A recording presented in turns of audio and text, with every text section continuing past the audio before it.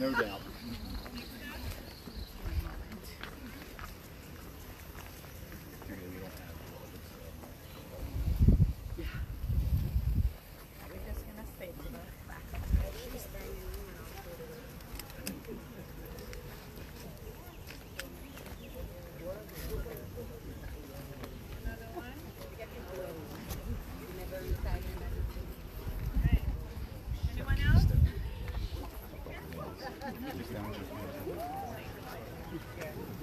Anyone else?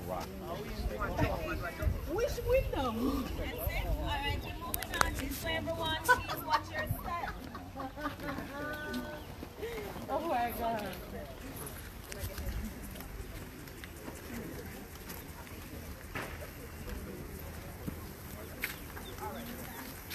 What are you having this week?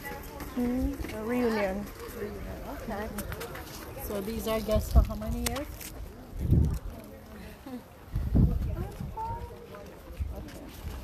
You want to take a picture?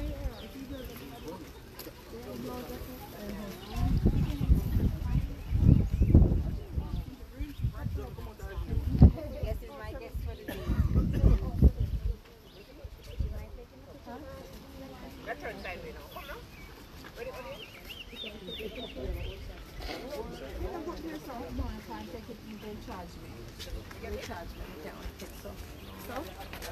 This way. Anyone interested in their souvenir photo taken?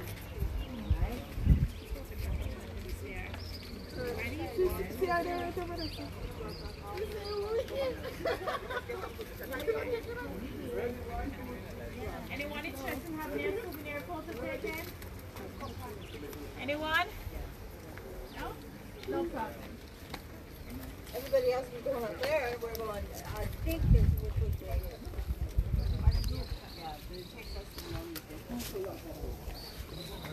Here. I might can't see him.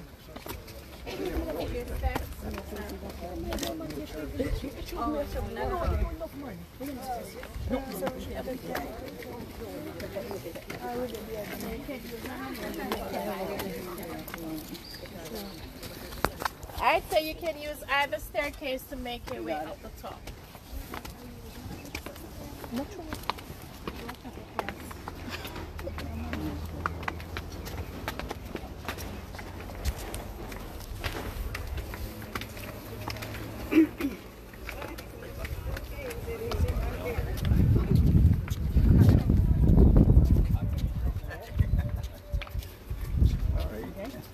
That's what you want to believe.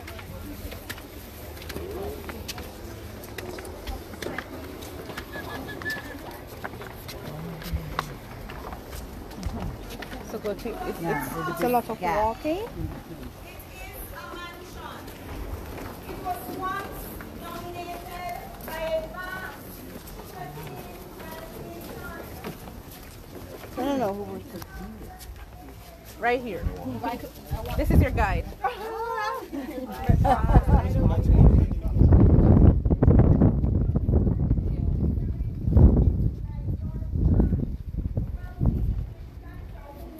Come this way, please.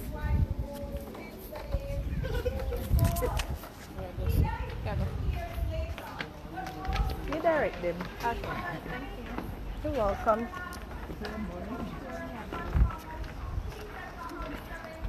Just keep to your right.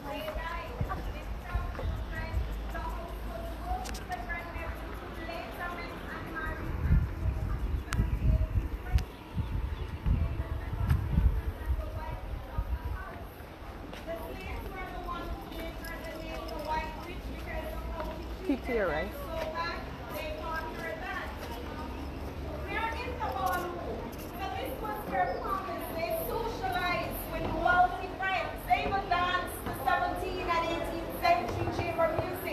No reggae, no Bob Marley back then. Roots and hands, by candlelights and lighting systems, they're converted in electric lights. Chandelier 18th century piece, made from French golderie, and the fabric it is silk. The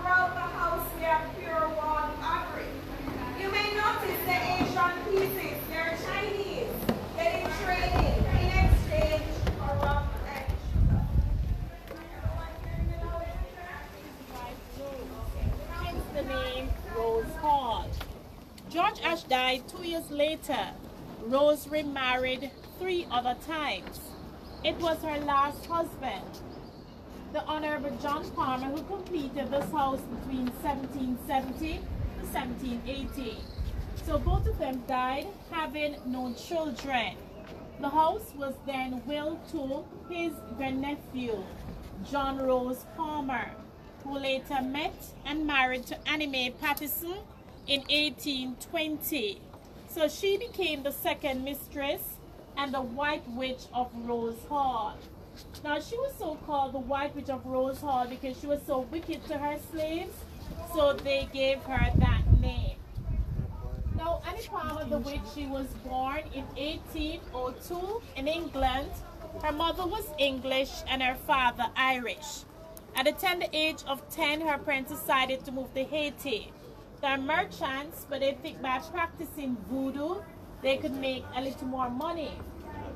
But a year later, her parents both contracted the yellow fever virus and died. Thank you. So she was then adopted by her nanny, who was a black voodoo priestess. Her nanny was the one who taught her all she knew about voodoo. By the time she was 18 years old, her nanny died. So she then decided to move to Jamaica in search of a wealthy husband. So that was when she met and married to John Rose Palmer in 1820. So Annie, she was murdered at age 29.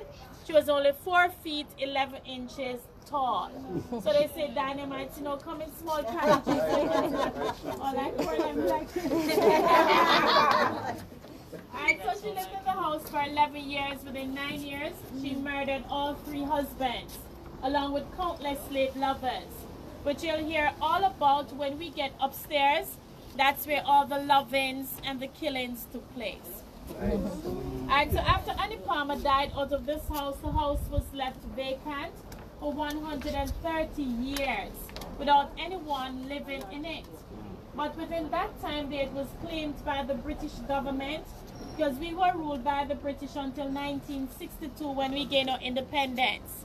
Now they sold it to the Barretts, the Jarretts, and the Henderson. The Barretts and the Jarretts, they bought the place to work the sugarcane plantation, while the Henderson, they bought it to live in the house. But one day, while the Henderson maid was upstairs cleaning, preparing for them to move in the house, she fell from Annie Palmer's balcony, broke her neck, and died. Now they were convinced that they have bought a haunted house.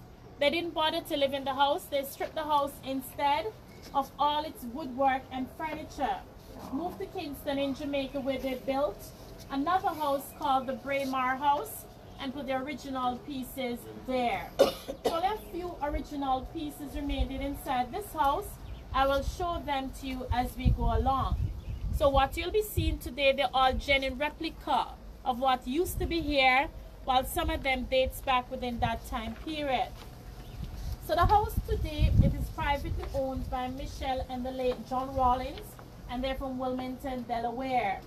So the buying price of this house was not disclosed, but they paid a total of $2.5 million US on the restoration.